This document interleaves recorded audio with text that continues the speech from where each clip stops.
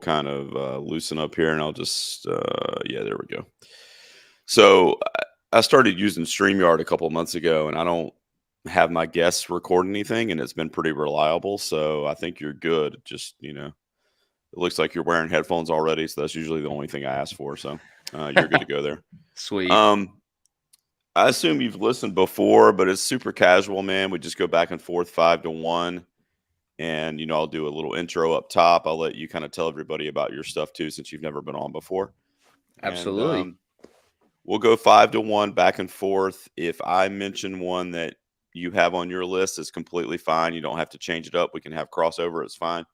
Sweet. And then at the very end, when we do honorable mentions, just limit it to 5 or less. You got it. And that's basically it, man. So, do you have any questions about anything? No. No, sir. And you want me just to mention film fragments, right? Or is there anything Yes. else? Just Yeah, film fragments. All right, cool, man. Give me like 5 or 10 seconds of silence to take out my fan noise back here when I edit, and then I'll come in, do the intro, and we'll get going, okay? You got it.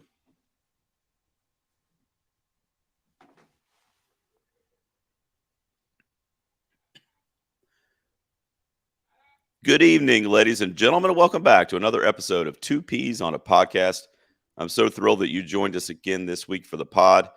Gerald here with you, of course, and I had to bring on my guest P. The second P on the pod this week is a first-time guest. It's always very exciting for me, and 2023 is shaping up to be the year of first-time guests. And that's actually why we kind of connected, because you saw I was looking for first-time guests. You've never been on before. We've been following each other on social media for a little while now. So I said, yeah, man, come on over. Let's do it. Bryan is here from Film Fragments. Bryan, what's up, man? Welcome to the show finally. Hi, I'm very excited to finally be here with you tonight. It means a lot, man, and I am excited as well. Now, I got this to-do list, Bryan, of all these different topics that I'm going to cover on the show at one point or another. And I threw that over to you. You kind of looked through it, and you ended up throwing one back at me. Mm-hmm. And as I was making my list for this episode, I got to be honest, some of the movies that I'm going to talk about tonight, I can't believe I haven't done this list yet, because there are some gems in this category. Uh-huh. But just tell all of my listeners real quick, what is the top 5 tonight, Bryan? So the top 5 that we're going to be doing tonight is our top 5 coming-of-age movies. Yeah, coming-of-age films.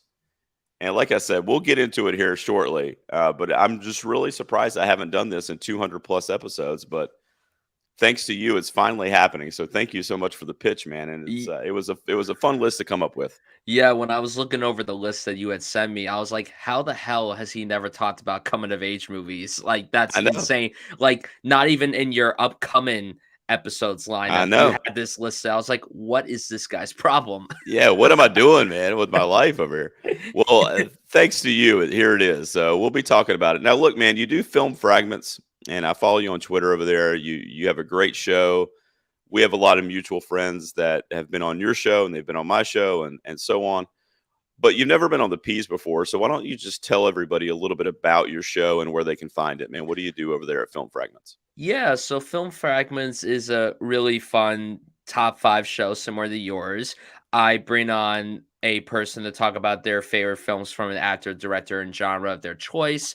Like you said, I've had so many people on from this show on my show. It's been such a great time doing this for almost a year now. This show's been going on for Nice. almost a year. We're coming up on the 1-year anniversary, and we've tackled so many great topics. We try to also tackle things in relation to films that are coming out. I have a Keanu Reeves episode coming out, since John Wick Chapter 4 is right around the corner. Mhm. I'm doing a Jack Black episode soon, since the Super Mario Bros. Movie's coming out very soon. Nice. Horror comedies with Renfield coming out. Joaquin Phoenix films with, but I'm basically giving my whole lineup, and I shouldn't be doing that That's right okay, now. But sure. I don't want to spoil anything for the listeners. But no, basically, we just talk about our favorite films from a certain topic, and we just gush about why we love it so much. That's great, man. And it's funny, I actually have a Keanu Reeves episode as well coming out next week. So Sweet. excited. I haven't seen John Wick 4 yet, but by the time this episode drops, I probably will have seen it. So I'm looking forward to that one. I'm so excited to see it. I cannot Yeah. wait. I'm really excited. No doubt, man. Well, you are obviously a fellow movie lover like myself. So Mhm. I love having people that are passionate about film on the show. And we wanted to talk about coming of age movies tonight. Now, don't give away any topics up, or I'm sorry, don't give away any of your picks up Mhm. top here. But when you were coming up with the list and you're looking at coming of age films, how hard was this list to make for you, or was it pretty easy? Well, it was really tough because this is my personal favorite genre of all time. If you were to ask me my top 50 films of all time, Hmm. I would say half of them are coming of age films. This Nice. is literally the genre that I gush about more than any other genre, which is so weird because I love practically all genres, and most people think that I'm a big fantasy guy or even a comic book guy, but really my favorite films of all time are coming of age films. So this was a really tough list to put together, and my list changes for this genre all the time. I Yeah. mean, it's ridiculous how constantly I swap films in and out of the list, but I'm pretty confident with this list. I mean, come tomorrow, it could change. It could literally change tomorrow. But Yeah, right absolutely. now, when we're recording this, I'm very satisfied with my list. Yeah, I agree, man. I kind of mirror what you said a little bit there.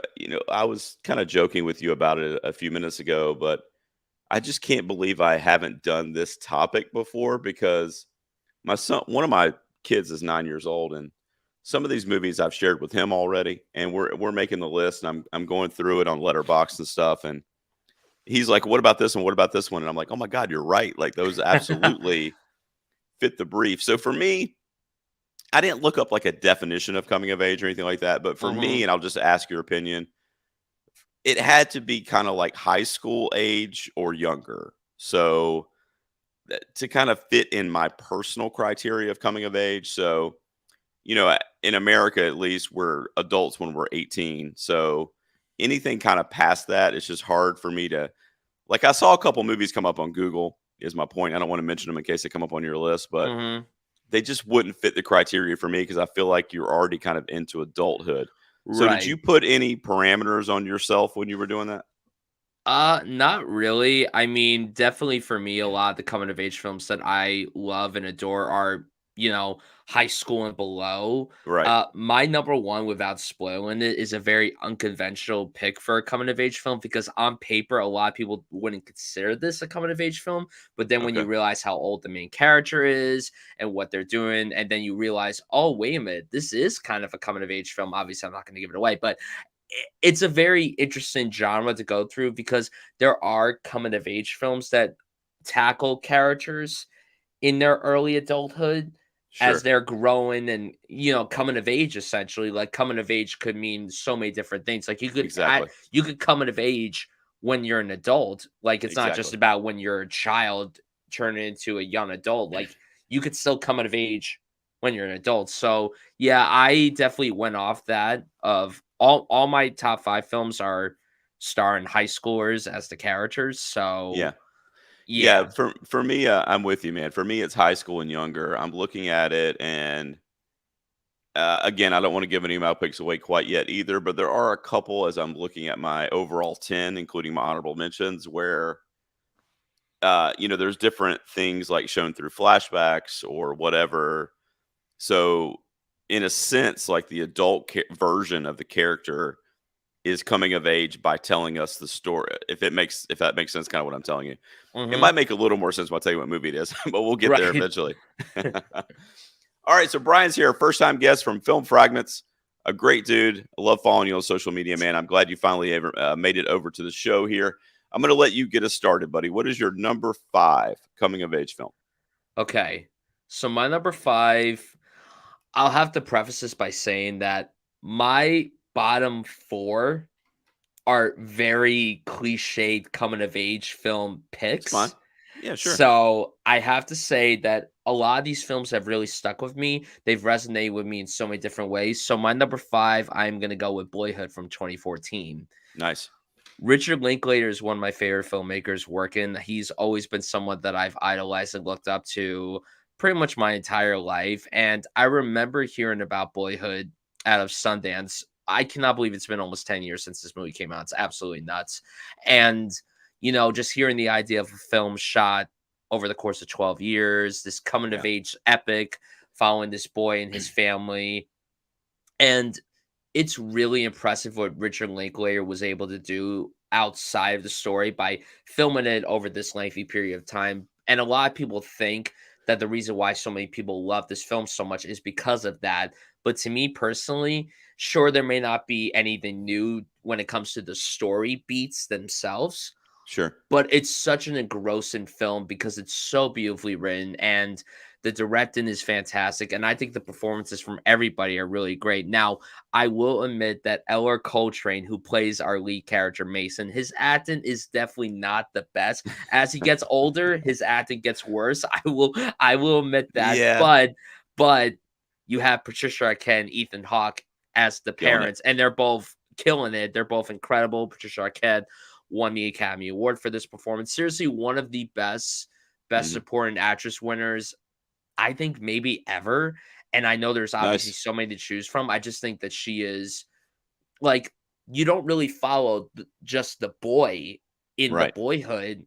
You follow his whole family. Like obviously he's front and center, but you also care about his parents, his sister, and then Yep. his eventual step parents and all the friends that he meets along the way, the girls he dates, all this. And it's just one of those coming of age films to where I was able to see elements of myself in it, and I feel like this is a movie where anyone could be like, "Okay, I could relate to that when I was, like, 6 years old, or when I was 10, or when I was 18." The sequence at the end where he leaves for college, I can tell you right now that when I left for college, that was pretty similar to that experience. I mean, my mom didn't say it's my fucking funeral, but you know, um, it was an emotional farewell for sure. Sure. And Yeah. you realize at the end, you're like, wow, time is literally something that just goes like that. It just goes so quickly. The Mhm. series of milestones, like Patricia Arquette's character was saying, Yeah. and it's a really beautiful film. And I'm a big fan of Birdman. I love Birdman. I'm happy he walked away with the Best Picture and Best Director Oscar. But what Richard Linklater did, it's really kind of sad that he didn't get awarded anything from the Oscars. Like, you could give Birdman Best Picture.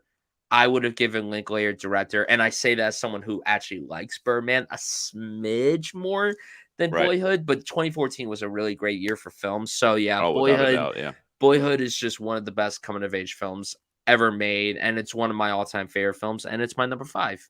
Well, you kind of mentioned a couple points I just wanted to make about it. It's not on my list, but I do really, really like this movie. But I admire this movie and the swings that Linklater took and the project as a whole. I mean, it was just so innovative. I mean, we're talking literal coming of age because we're filming it Literal, over the course of the literal. boy coming to age. We're So literally watching this boy grow up in front of our right, eyes. Like, right, at the start of the movie, we see him as a 6-year-old, then at the end, we see him as a young man.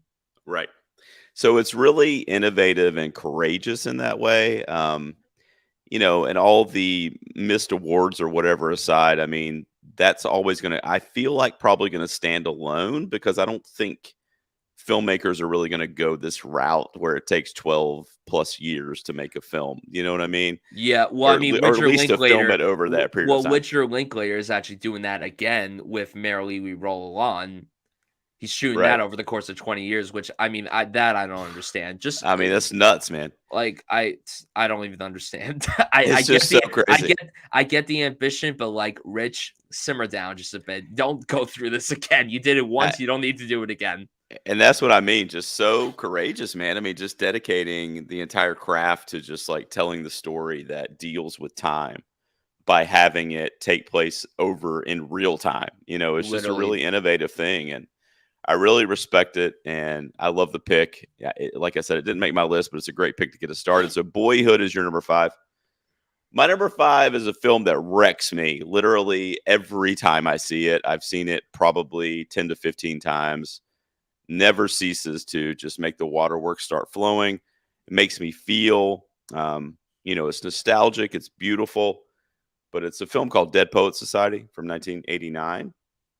Is my number 5, directed by Peter Weir.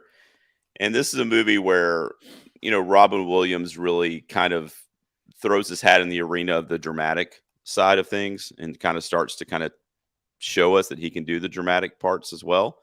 I don't think it's his best role, but I think it's the first one where we really kind of took notice, like, okay, this guy isn't just a, slapstick stand-up comic. He can do this really touching, heart-wrenching stuff as well. And I mean, there's so many. I mean, you mentioned Ethan Hawke. He shows up here as, Mhm. obviously much younger, but he shows up in Yep. this movie as well. But it's just a great movie. It's a period piece, and it's a great movie about the camaraderie between these boys and kind of the awkwardness of those high school years, but also having that awkwardness thrust into this kind of like just such a elaborate scenario that, like, as a normal kid going to like a quote unquote normal school, it makes it seem somewhat foreign, even though it's really not. So I love Dead Poet Society. We actually watched it in high school for a literature class that I was in, and I've seen it, like I said, 10 times since then. It's man, it gets me every time. Are you a fan of this one? It's my number 4. Hey, nice. Well, we can segue to you talking a little bit about it then. So yeah, Ye so why did you pick it, buddy? This film has a really special place for me because, honestly, there was a period in my life where right around the time I saw this movie, I felt like I wasn't really satisfying anyone with my dreams and ambitions, similar to the character of Neil, who's played fantastically by Robert Sean Leonard in this movie.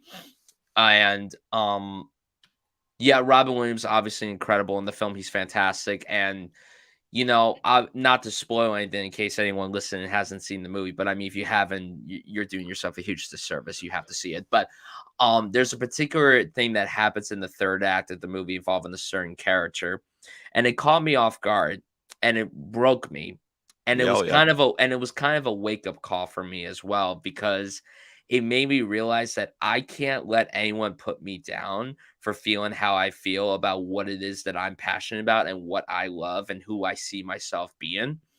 And man, I mean, the dialogue is incredible. It won the Oscar for Best Original Screenplay. I also watched this in high school, not in the class, just like on my own time. Like oh, I okay, had wanted to watch this because I love Robin Williams, Ethan Hawke, of course, and it definitely hit big time for me because not even a week after I watched this for the first time is when we lost Robin Williams. So oh wow, it's the timing was really insane and everything. And I love it. It has one of my all-time favorite endings in a film. And it also has some of the prettiest winter imagery I've ever seen. it Like does, yeah, the snow in this is incredible. Also, the fall weather is gorgeous looking. Like the sequence where they're going outside and they're just carrying Mr. Keaton when they're running around. That scene has always stuck with me. It just helps put a smile on my face. Like the movie just feels like a warm hug, but it also sure, really tugs at the heartstrings and it really, really breaks you in ways that you were absolutely not anticipating. And yeah, I have recommended this film to so many people. I yeah, think like if you're a fan of Robin Williams and you hadn't gotten around to watching him in his serious roles, this is definitely one that you cannot push aside because obviously he brings some of his Robin Williams comedy to it, but it's more of a layered performance that we oh yeah, weren't used to seeing from him, especially at that time. Like I can't imagine going to the theater to watch this in the late '80s when it came out, and you're used to seeing him in all these comedies and Mork and Mindy. Then you see him in this, and you're like, "Whoa, where did this side of Robin Williams exactly, yeah, come from?" It's a really beautiful film, another one of my all-time favorite films. And when you said it's a film that broke you, hmm I was kind of thinking you were talking about this, and I'm glad I was correct. I'm really happy I was correct. yeah. This film, yeah. I mean, for everything that you said and that I said earlier, I mean, it just continually. It's one of those movies that, like, obviously, I know what's going to happen, especially in the last act, like you were talking about. But also just like how Neil's seeking his dad's approval throughout, as a through line throughout the whole Yeah. movie, and just the weight of that Mhm. is really what, is his downfall in the end, really. Yeah. And he just never can get that approval. And kind of like what you said too, I really respect what you said there too about, wanting to be your own person and making sure that that is a priority in your life and that you can't let the other noise kind of going on around you take away from, wanting to live out whatever that dream may be. Yeah. And Neil wanted to do that, and it's a tough thing, man. And the way his character goes out is really sad, and but it's really poignant. And just really packs a punch with this movie, It and does like I said, with every watch for me, I mean, not just the first time, I mean, literally every time I'm like, every oh time. God, this again, Every so time. yeah, yeah, so that's I always dread getting to that part. Like I always dread it. yeah, And there's a part of me that's like, I'm gonna skip this, but it's just so riveting. Like it's just right, so good. Like it's the acting, the writing, the directing, everything. It's just mm, done so beautifully. Like yeah. it's really impressive how they were able to pull this off.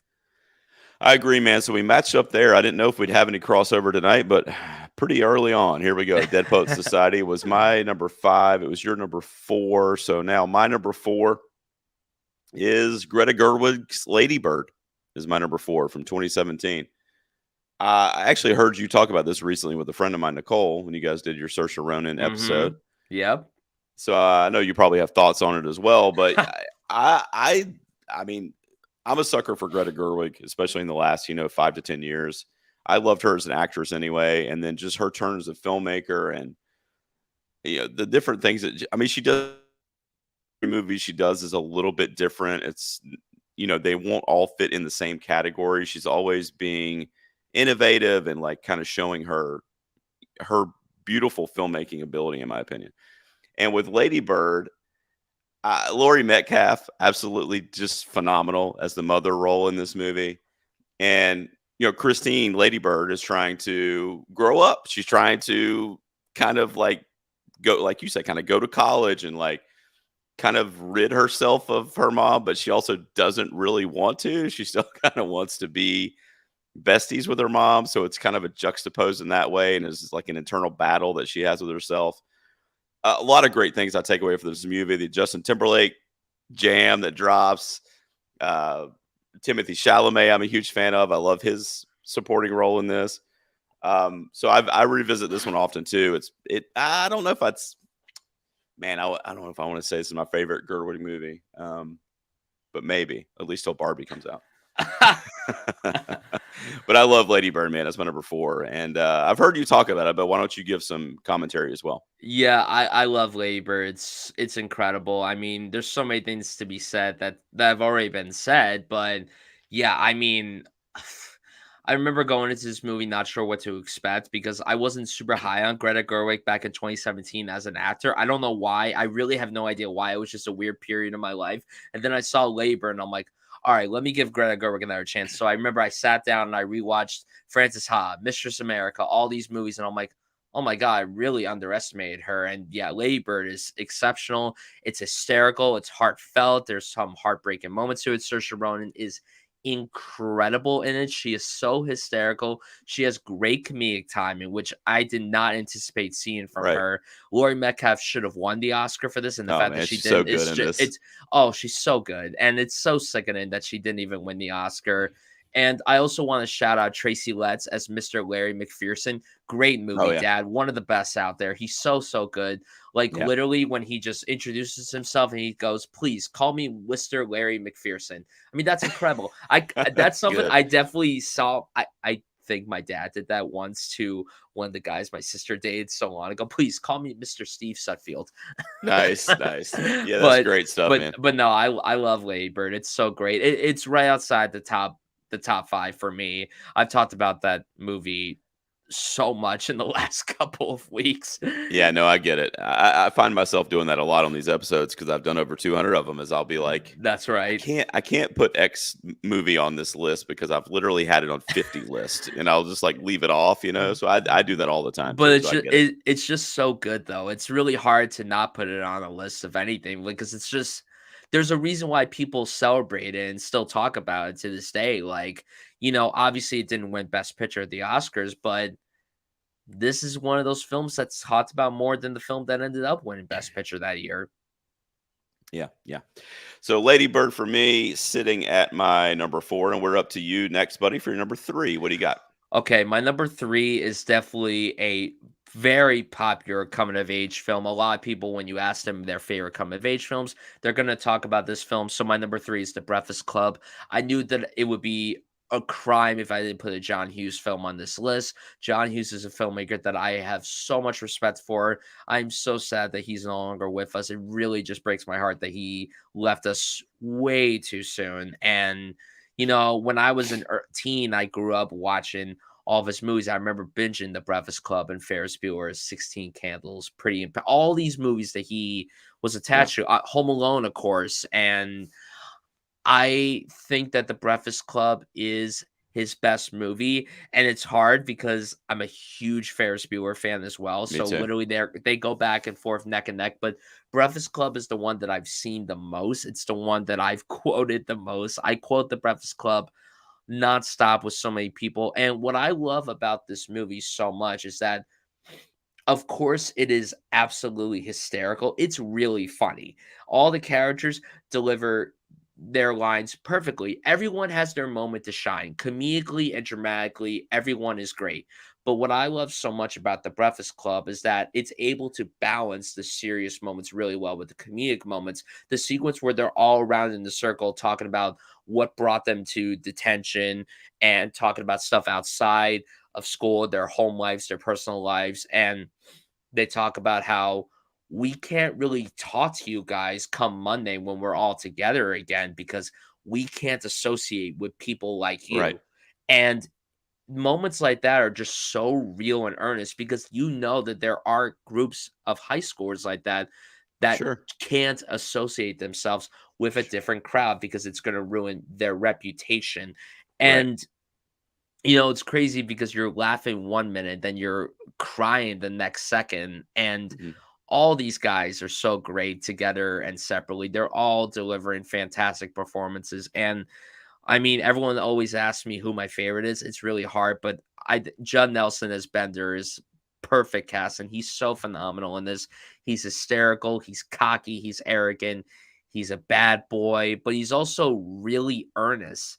And when you realize why he constantly goes to the tension and just realizes that I don't care if I tell Vernon to fuck off or whatever, you realize it's because he doesn't want to be home because of Exactly. what he has to deal with at home. And moments like that, like they don't hit you when you're an 11-year-old watching the movie, but then when you get older and you start understanding things more, Right. you're like, oh man, I You never even connect with put it. yeah, you connect with it exactly.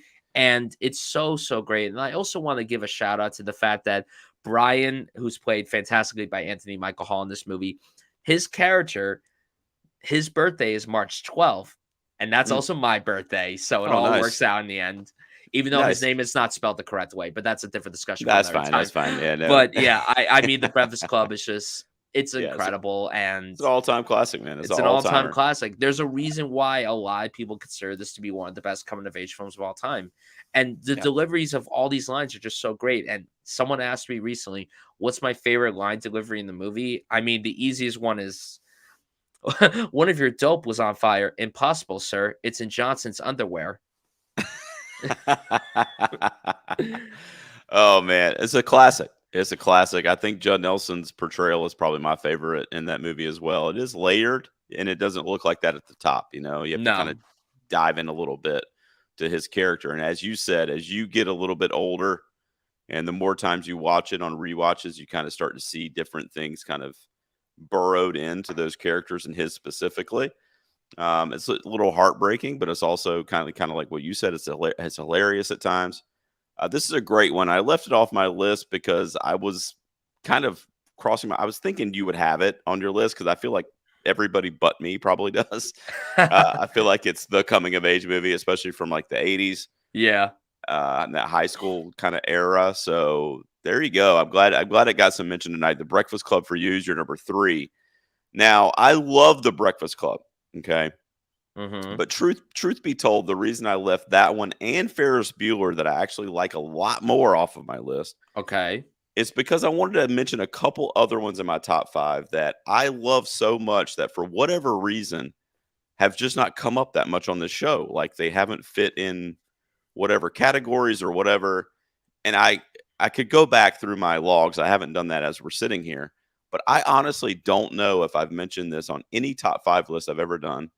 And I love this movie so much, but it's from the year 2000. It's Cameron Crowe's Almost Famous is my number three. Go ahead. You're holding your heart. What's up? Oh man, it's so Yeah. good. It's so good. That's a great pick. Whenever a filmmaker can like use the craft of filmmaking and the art form that it is fictionally, but can kind of use his own life as a catapult to tell that story. I feel like it's personal, that it just is something really special here. And this is loosely based on Crow's own life, writing for Rolling Stone magazine. Patrick Fugit plays William Miller, and that's the coming of age story. So, young William, I think, is like 14 or 15 in the movie when we first meet him.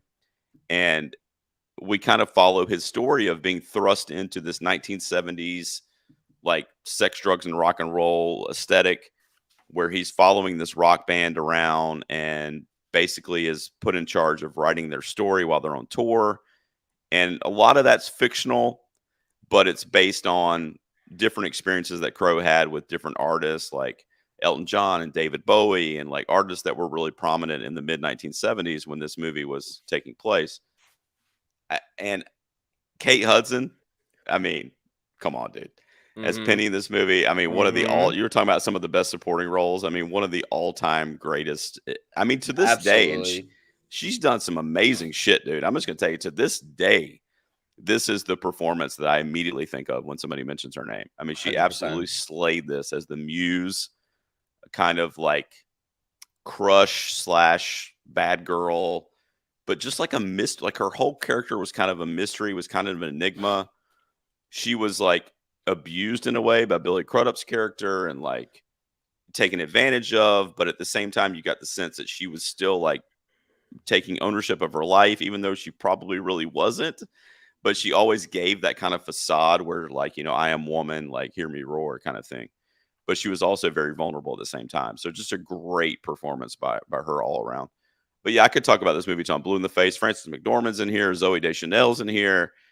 The music is, I mean, Philip Seymour Hoffman is Lester Bangs, bro. Like, Oh, oh so my good. god, when he gives the fucking story on the phone and he's like, call me anytime. He's like, I was gonna call you. I know. He's like, I'm always home. I'm always here. Call me. Like he's just like has nothing in his life but music. And we probably feel that way similarly when it comes to like movies. But imagine living in the 70s with that and not having social media and not having podcasts and not having an outlet really, except for something like Rolling Stone magazine, and seeing live shows and stuff like that. So it really kind of captured that too, I felt like. But yeah, I love Almost Famous. I'm sorry to ramble, but that's my number three. What do you think of this movie, man? Oh my god, it's incredible. It's absolutely fantastic. This is a film that I had watched so long ago, and I just didn't click with it at first. And then I was dating someone who had this as their all-time favorite film. So I'm like, I'm gonna rewatch it finally. And my god, I mean, it catapulted its way into my favorites of all time. The music is incredible. The performances are incredible. I think that this is still the best thing that Cameron Crowe's ever done, written Yeah, or directed. Like this is his magnum opus, and the performances, like Kate Hudson as Penny Lane, is spectacular. She's literally such a vibrant piece of magic. She's just she glows in this role. She's so perfect, and there are moments where you feel so sad for her. One of the most heartbreaking deliveries in any film ever is when she says to him, "What kind of beer?" And then she like right, holds back her tear. She's laughing, but she's just holding back the pain inside to right. when she realizes what exactly happened. And yeah, the sequence where they're all on the bus and they sing Tiny Dancer after just being down and everything. Oh my god, Unstoppable. literally one of the greatest scenes of all And time. that scene, and I agree, and that scene really shows like the power of music bringing people together too, because Absolutely. they were all so separated at that moment. Yeah. Like they all hated each other when they got on the bus, and they were mad at Billy Crudup, and they were, what I mean, it Mhm. was all like get the writer off the bus. Yeah. And then that song comes on and they all kind of in harmony kind of come back together, because of that song. Yeah. I mean, it's one of my favorite scenes, period, Oh, from any film. it's so good. It's so Yeah, good. I agree. So there you go. Tiny Dancer, Almost Famous is my number three. We're up to our runner ups, buddy. What do you got at your number two, Brian? Okay, number 2. This to me is the best coming of age film of the past 10 years. This is the film that I never thought in my life that I would see as many times as I have, because it's not a happy film at all. It's a downer. It's very raw. It leaves you feeling feelings that you weren't anticipating feeling. Number 2 for me is Call Me by Your Name. Nice. Nice. I freaking love this movie. Oh man, my favorite film in 2017. I remember going into this movie expecting to like it, but I didn't expect to walk out of it absolutely floored by what I had seen. I've seen this movie, I can't even tell you how many times. I went to go see this numerous times in theaters. Everyone was questioning me for going to see a downer this many times. And I'm like, listen, I just like good cinema. And this film really left an impact on me. And, you know, to think of this as a great coming of age film, that is what it is. But it's also a great film about first love and Sure. discovering who you are. And everybody can relate to that, of figuring out their first love and who they are and the struggles that they have of figuring out who they want and who they want to go for. And Timothy Chalamet as Elio is might be one of the best performances I've honestly have ever seen. And I know that's saying a lot, but he really Yeah, I mean, and he went he especially like I'm sorry to interrupt you, but especially no, like no. like early stage of his career before Early like stage of it, he was only in his early 20s. I mean, he I still is in mean, his 20s, but I've never seen that kind of raw emotion from someone his age before on right, right. screen. And I was just so blown away by what he was able to bring. He brought that Timothy Chalamet quirk that we love to see, and that charm which is why Right. we all love him so much. But when he cry, and I say this a lot about actors, if an actor cries, even without the context, you somehow find a way of crying with them. When Yeah. Timothy cries in this movie, every single time it gets me. Every Yeah. single time. Obviously, the ending is one of the best endings I have ever seen. That Yeah. ending, it was lingering in my mind for days after I saw the movie, and it still lingers in my mind to this day. But when he's Because driving, you believe it too. Like yeah, you believe him, you know what I mhm, mean? Like you feel like you feel I'm his watching a pain. home movie of this Yeah. guy like, you know. You feel like you're physically there with him, and you've been following his journey for the last 2 hours, and you're feeling that pain come back that clearly had never left him, but now it's, like, all coming out Right. again. And the sequence that really gets to me the most, like, in terms of crying, is when his mom picks him up from the train station. Yep. They're driving away, there's no dialogue, he's just crying, his mom He puts breaks her down. hand in her hair, and it's just like, I'm able to relate to that so well. Like, Yeah. there was a moment like that that happened in my life, and, uh, that monologue from Michael Stuhlbarg, who, by the way, should have been nominated for Best Supporting Dude, Actor. so good, man. Oh my god. Like, So good. top 3 monologues, I think, ever. Man, Yeah. I could say so much about this film, and it also made me not look at Peaches the same way again, so, Well, that's for sure. Well, that let me just say real quick about this movie. yeah. What I've talked about on my show before when it came up. I think I was doing like my top 10 movies of the decade or something like that, and it was on my list.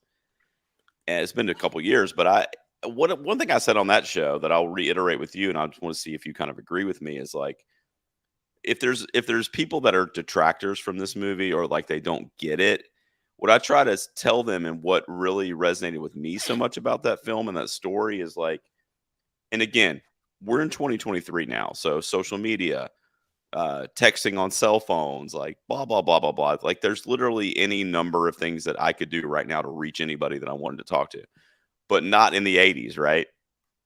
So imagine if you are saying goodbye to, for all intents and purposes, the love of your life, your soulmate, the person that you are absolutely 100% like, this is my person. I can't imagine being without them. Like, even when I'm away from them for 5 minutes, I'm freaking out. And like, you're saying goodbye to that person, and you literally know in your heart you're never going to see him again. Like, goodbye. And that's literally it. Like, just try to put yourself in Elio's situation at the train station there and at the last act of that film. And then, of course, we see the waterworks at the end. I mean, that's why. I mean, you know, I can't imagine that. because, like I said, of the age that we live in. So how that's relayed on screen and the writing and stuff is just phenomenal, I feel like. It's phenomenal that Luca's direction, and I mean, the movie would not have worked if Timothy didn't bring what he brought to that performance. And I mean, Hmm. same with the entire cast. Like everyone brings their A game. Everyone is incredible. And also, I just have to shout out before we move to your number two. The music in this movie is a character of its own. The music is sublime. So All the good. Stevens, dude. songs, yeah. Oh, he's literally become my favorite artist. I did a Hmm. whole binge of like his entire catalog about 5 months ago, and yeah, I'm like, Well, man, that got it just fits so it. well with the It, aesthetic of that it film too. Oh, it does. It absolutely does. And Mystery of Love should have won Best Original Song, but Remember Me Yeah, I was a know. pretty great song too. So, I know. they I mean, they I loved all the recognition it got that year, but I also so do can't I. believe it was so like it just came up so I empty-handed too at the know. same I time. mean, I'm happy it walked away with the screenplay Oscar, Yeah. which I mean that was theirs to win. Like, there's no way that they could have lost to anything. But Timothy, I really firmly believe that he should have won Best Actor. And I love Gary Oldman. He's a fantastic actor, and he was good in Darkest Hour. But what Timothy brought to that performance was on a whole other Yeah. level. I mean, Like, Gary Oldman was good in Darkest Hour, but let's be honest, he's been good in literally everything. You could give him an oh, Oscar for literally anything he's ever been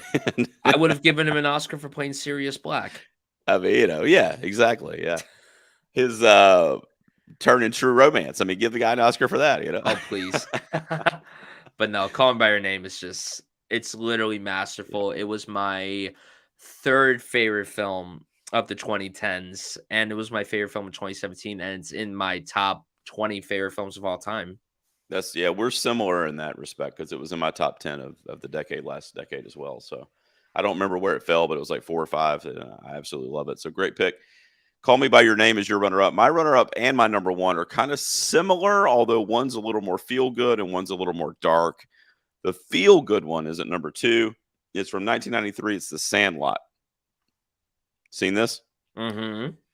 Now, there's something about we're talking about coming of age tonight. I don't know what the deal is, but for me, like that 12 to kind of 13, 14 years old, it's just those movies just really hit me differently. They just take me back to a place of nostalgia.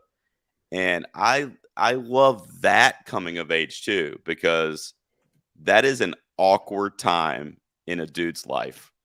Middle school age, it's just shit is weird. You know what I mean? You don't really know how to kiss a girl. You don't know how, I mean, you don't know how to do anything that you learn later in life. And you're kind of like learning it as you go. You're teaching yourself. You're depending on, your parents or big brothers and sisters or whatever to kind of help you along the way, especially in this situation because it takes place in the 1960s. So I love a good period piece. I love a film that takes place in that kind of like quote unquote feel good era of America. And these young boys are just having the time of their lives in the summer, playing baseball together and just being outside, just being boys, just being friends. And then, we get that flash forward to them as adults and we find out that the two of the main characters are still very, very good friends. And one of them's actually playing Major League Baseball. And just to have the camaraderie that they had over the course of their life to get there was really special too. So there's a lot of really good like messages to take away from the Sandlot too. But I love watching this movie with my kids, which is always really special to me too, that they can enjoy something that I enjoyed when I was younger. And that'll come up with my number one also. But yeah, the Sandlot from 93 would be my runner up. What do you think of this one, Brian? So I've only seen this once. I haven't actually seen this since I was like 10, 11 years old. Um, I enjoyed it as a kid. I cannot tell you how I would feel about it now as a 25-year-old. My opinion would probably change, but Sure, yeah. um it's funny because when I was a kid, this wasn't the baseball film that I would watch a lot that was from the 90s. I'm a big fan of Angels in the Outfield with Joseph Gordon-Levitt. I played that on loop It's a good one. so much when I was a kid, and I rewatched that like at the height of COVID when we were all locked inside and we didn't have anything to do. So I stumbled across it and I rewatched it and I'm like, man, it hits me in the feels. And I do now that you brought up the Sandlot, now I have to rewatch it because I mean Yeah. there's a reason why people still talk about it as one of the quintessential coming of age films, especially from the 90s. Like, it's a timeless film. It's a classic. It's entertaining, Smalls, all that stuff. It's great. It's great. Yeah. And I definitely am due for a rewatch. And now that you brought it up, now I gotta rewatch it like Yeah, I wanna see what you think on the immediately. rewatch. Yeah. Yeah. I wanna see what you think on the rewatch. I've seen it way too many times, and my son same thing with my number 1, my 9-year-old now, I think I showed it to him initially when he was, like, 7, and we've seen it probably 3 or 4 times since in the last 2 years just because he likes it so much too. Right. And that's always special to me, that like, "Oh, okay, cool. He likes something that I liked when I was younger," that's Yeah. cool. So, it's kinda coming of age in that way too, but yeah, I love The Sandlot. My number 1, obviously, I like a little bit more, but they're kind of in the same wheelhouse. But let's see what you got, man. You're up first for your number 1 coming of age film. What do you got, Brian? Okay, so like I said at the top, my number one is not your conventional coming of age film. When you think deep about it, you start to realize, okay, this kind of is a coming of age film, even though we're not seeing many years of this guy. We're not seeing like 20 years of this guy growing up. We're following through a couple years of his life. He's figuring out his place in the world. He's figuring out what he wants to do, how he can escape the trauma that he's been dealing with in his personal life. And what he does, you don't necessarily condone him, but you're so riveted by the journey that you're so engrossed by following him doing what he loves to do, and that is con people. So my number one coming of age film of all time is Catch Me If You Can. Now, Oh, that's fine. Sure. like a lot of people only think of this just as a crime dramedy, which it is. That's what it is. It's a dramedy with that's based on a true story of Frank Abagnale Jr. conning people and doing all these things. And then Agent Carl Hanratty, played by Tom Hanks, is chasing him. This is my all-time favorite film. About 2 years ago, I finally realized that this was the film that I loved more than any other film in the world. Now, Wow. it's so crazy that this film does not get the recognition it quite frankly deserves because directed by Steven Spielberg, starring Leonardo DiCaprio and Tom Hanks. That's literally a great trio right there. And the Right fact there. that this film does not get the recognition it deserves is really baffling to me. But we see the character of Frank come of age. He's 16 at the start of the film. He has a very good relationship with his family, especially his father, played fantastically by Christopher Walken. So good, man. And his parents split up, and Frank has no idea what to do. He has no idea what he can do to process all this information. Of course, I mean, I cannot imagine being in his shoes, but he decides to run away from home and he starts taking a liking to conning people, something that his dad did a lot. And, we see an identity crisis of sorts throughout the movie because Frank is going from multiple identities, Frank Taylor, Frank Black, Frank Connors. He's doing all these different personas, doing all these different jobs, a pilot, a doctor, a lawyer, saying that he's from here, saying he went to this school, pretending he's this age and that age. And the movie just finds a way of engrossing me each and every viewing to where I love following this character, even though what he's doing is not okay. But for some reason, it's really entertaining to watch because of Oh, how for sure. Spielberg presents this movie. This is a cat and mouse movie. Spielberg had never done anything like this before. You had seen him do his historical dramas, his sci-fi films, his big budget blockbusters, but he did this smaller, contained film that made you laugh a lot, actually, but it also made you cry because you're following this character who, while he loves conning people, there are essences throughout this movie to where he tries to stop. He Yeah. constantly is like, tell me to stop, tell me to stop. He even says to Carl Hanratty, who he calls a lot, tell me to stop, stop chasing me. And Carl simply is just like, I cannot stop. It's my job. So even though you don't want Frank to get caught, you know that Frank has to be caught so that he can't stop doing this. And Carl essentially becomes a bit of a father figure to Frank. Mhm. There is a sequence towards the end of the movie where Carl's like, you're just a kid. You shouldn't be doing this. And Frank snaps at him and says, yeah, but I'm not your kid. Right. And it's moments like that where you realize, man, like Frank Abagnale Jr. has been through a lot. And he obviously appreciates the help that Carl has given to him, but he's still like pushing him away because he's like, this is what I'm meant to do. I'm meant to be conning people and doing all these things, and just this is what I'm meant to do. And my God, I could talk about this film for hours. It's my favorite film of all I time. love it. I It's love it. It it's was in my it's top. incredible. It's incredible. It's It was incredible, in my and top five. It was in my top five Spielberg. I mean, th- I that agree with you that he doesn't get enough credit taste for it. taste right there. That's taste right there. I Yeah, mean, yeah. man, this is just a gem of a film, and I really don't get why it doesn't get the recognition it deserves, because it's Spielberg, and Spielberg's obviously one of the most respected filmmakers ever. And everyone talks about the Jurassic Parks, and fittingly enough, you have a Jaws poster right behind you, and Of course, ET and everything. But like, Catch Me If You Can deserves way more recognition than it gets. I It's agree. it's a very well received film. It has a good following to it, but not many people talk about it as much as they should. I mean, man, it gets to me every time. It makes me laugh. It makes me cry. When the Christmas song by Nat King Cole plays, I literally sob Yeah, uncontrollably. And every time I think of that beautiful song, I start thinking of this, and then I start sobbing. I could literally be driving in my car, just listening to Christmas tunes, and then this plays, and then I start crying all of a sudden. right. Man, This movie, it's yeah, so good. you were like saying how it's not a conventional coming of age movie. I put this on my tangential Christmas movies list because I love how Tom Hanks and Leonardo DiCaprio talk every Christmas Eve Every Christmas while Eve, yeah. he's on the run, and it gives you the impression that now that he's a con man on the run, they're kind of the only thing that each other have. And there's a bit of loneliness to that, that kind of through line throughout the movie, at least once his parents split up and he kind of starts going on his own, if you will.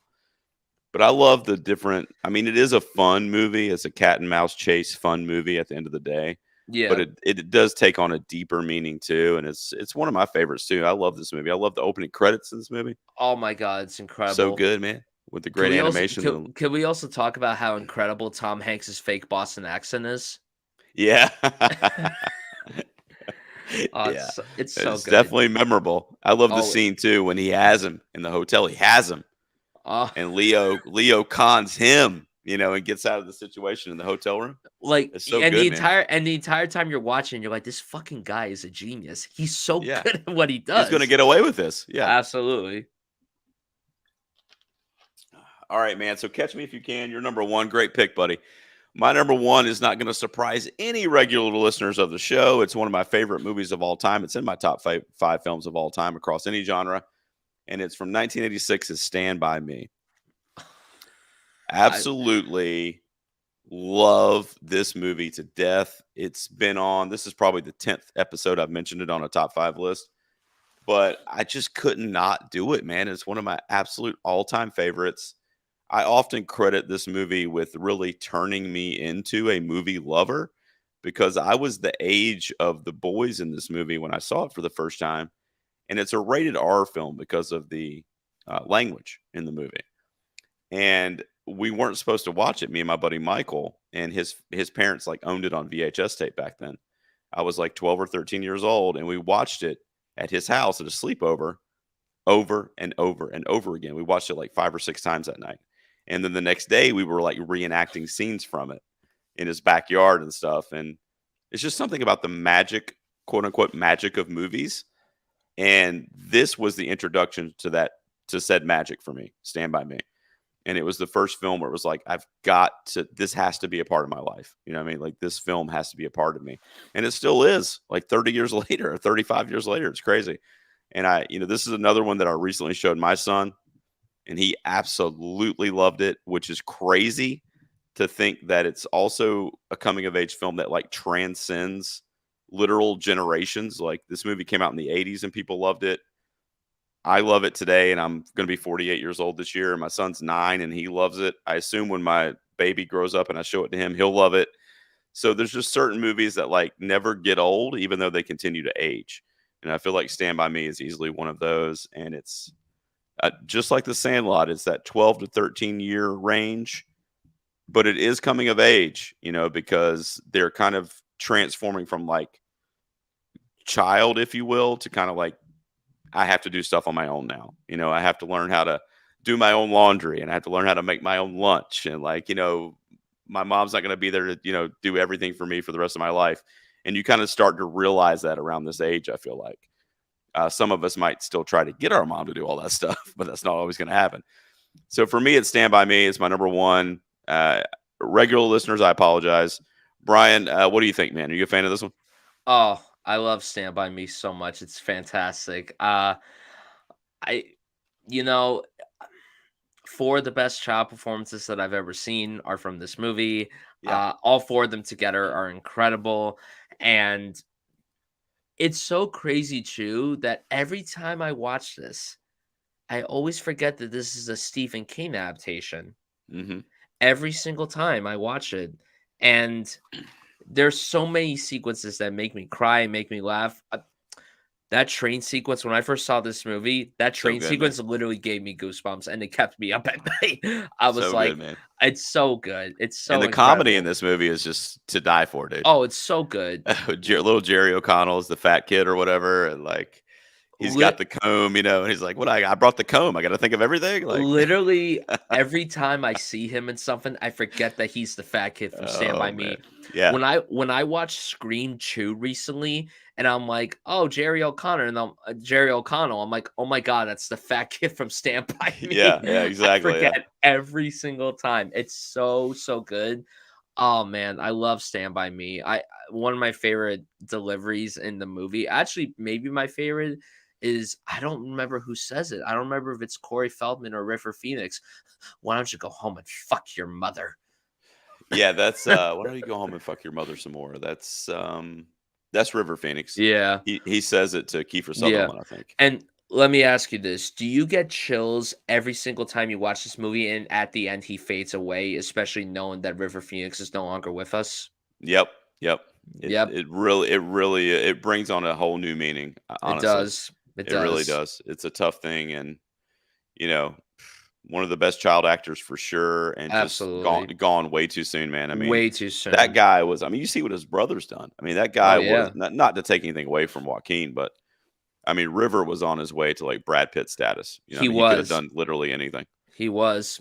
So, Stand By Me is my number one. Like I said, nobody's really surprised, but I had to put it on there. It is definitely my favorite coming of age film. All right, Bryan, we're going to take a quick promo break. And when we come back, we will wrap up our top fives and let everybody know what honorable mentions didn't quite crack the top five. Everybody sit tight. We will be right back. All right, man. You still doing good over there? Yeah. I'm just gonna quickly grab a water. Real Yeah, go quick. ahead, man. Sure. Ugh.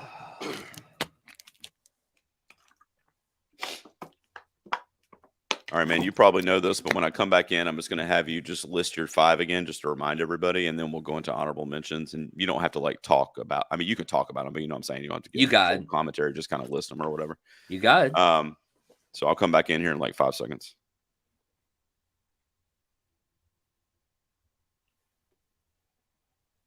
Welcome back, guys. As I said pre-break, Bryan is here with us from Film Fragments, and that was a great discussion. We just talked about our top 5 coming of age films, and we did have the one crossover with Dead Poets Society, but otherwise we did pretty good. A nice rounded list there. Nice films for people to seek out if they have not seen them yet.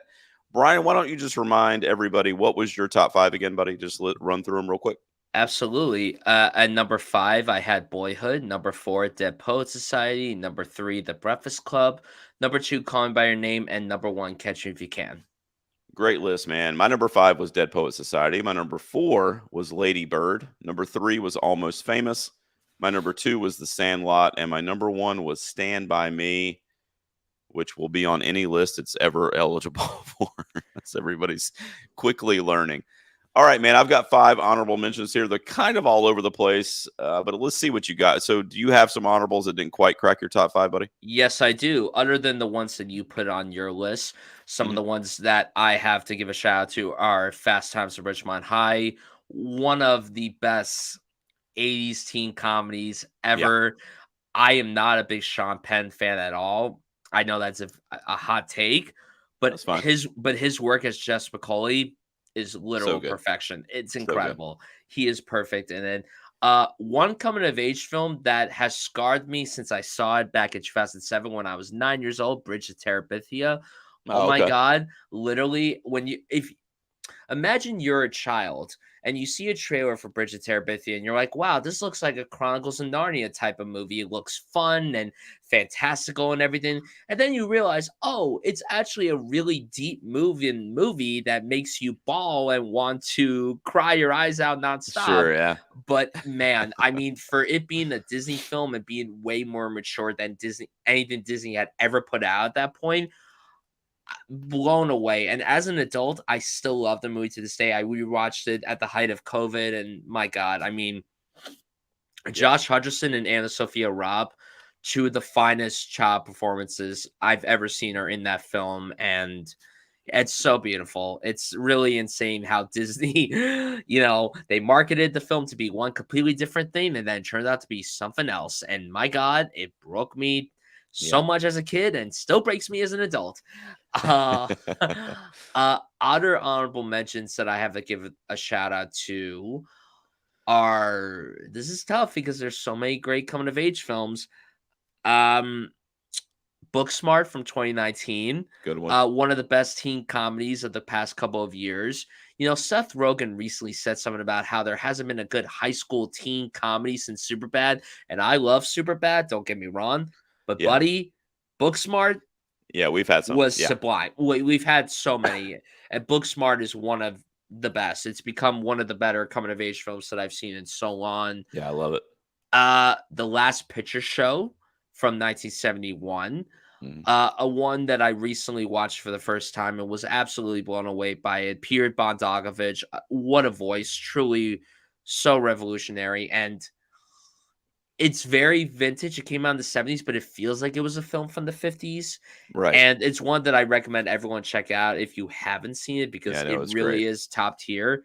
And then the last honorable mention, and man, I mean, again, come tomorrow, you could ask me, then I could be like, I oh my God, I know, it's can't believe I tough. forgot about this. But I am gonna choose. I'm gonna choose another very recent film, Love, Simon from 2018. Oh, okay, it's going. I thought this was so endearing. It's so wholesome, and it made me bawl when I saw it in theaters. And Nick Robinson, I don't think he's ever been better. I usually am not super fond of him, so I was really surprised when I walked out of this movie saying Nick Robinson delivered a terrific performance. And you know, one of the better high school teen movies of the past 10 years. It's Mhm. really incredible stuff. Again, there's so many films to choose from in this genre. This genre is massive. And you could list off some honorable mentions, like I can't believe I forgot to mention that. Well, It's just impressive. what I was gonna say might be really cool is that you didn't mention any of mine, which is kinda crazy. So, my number 6, I've got a couple. Now, you had Tom Hanks in your top 5. I got a couple Tom Hanks here in my honorable mentions. My number 6 is That Thing You Do. Very good Uh, pick. Such a feel-good movie. Like, I have such a good time with that movie. It's a really feel-good film, and, similar to, like, Almost Famous, where these kids are just thrust into superstardom and how they deal with it and how they adjust, and Tom Hanks kinda taking on this father figure kinda role, but he's also the business side of things, and it's just, I love that movie. Like, that's one that also has a super high rewatchability factor for me too. I could watch it literally every week for the rest of my life, and I would love it. My number 7 is Big with Tom Hanks from the Oh my 80s. God. How did I forget Big? I mean, come on, Oh, dude. I mean, literally like coming of age, like, hey, I'm an adult overnight. What do I do? And just kind of coping with all that and having to deal with all that stuff a lot sooner than we really should have. And Tom oh, Hanks is just so charming in that film. My Oscar number nominated too. That's right, yeah. My number 8 is a raunchy comedy, but it's one that just hit me at the right point in my life, and it's American Pie. Yep. Love Great it. movie. Love it I so love it. much. I love it, dude. Number 9 is not that. It's completely different, but it's Moonlight, the Oscar winner from 2016. Mm-hmm. Would Mm-hmm. also be one of my favorite coming of age films. And then my number 10, I talked to you a little bit about this middle school era, and you kind of seen that show up throughout my list. So my number 10 would also be an A24 film called Eighth Grade, by Love Bo eighth Burnham. grade. Love eighth grade. Yep. Great So that, pick. so that would round out my top 10. So those are my favorite coming of age films. Brian, I really appreciate it, man. Well, how we end every episode, brothers, we head over to the old suggestion box and we see what the fans had to say. I'm going to pull that up and I can take this out in post. Brian, hang on one second. If Facebook will cooperate here. Don't need that. All right. Sorry, man. I should have had this pulled up. No, you're good. All right. Let's see what the fans had to say over in the old suggestion box. I just said, what are some of your favorite coming of age movies? Let's run through them here, buddy. Steve Kite says, Stand By Me. Mm-hmm. Jared Taylor, patron and friend of the show, says The Breakfast Club. There you go. Joey Mills also says Stand By Me, but then he says The Lost Boys. What do you think about that one? Are you Oh, a fan that's of a The Lost Boys?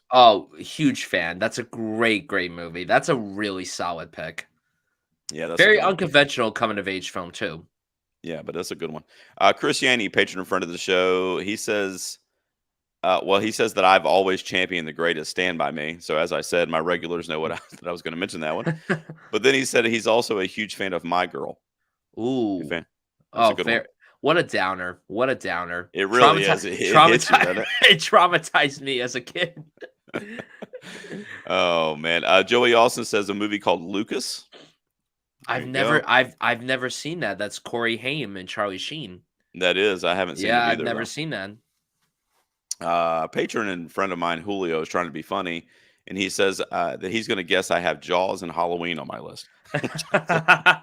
Well, Which I I mean, didn't. Halloween could Surprisingly, I kind of didn't. be a coming of age film in some sense, but I mean, Halloween with Laurie Strode coming of age, yeah. sure. But I didn't, Julio. So the joke's on you, buddy.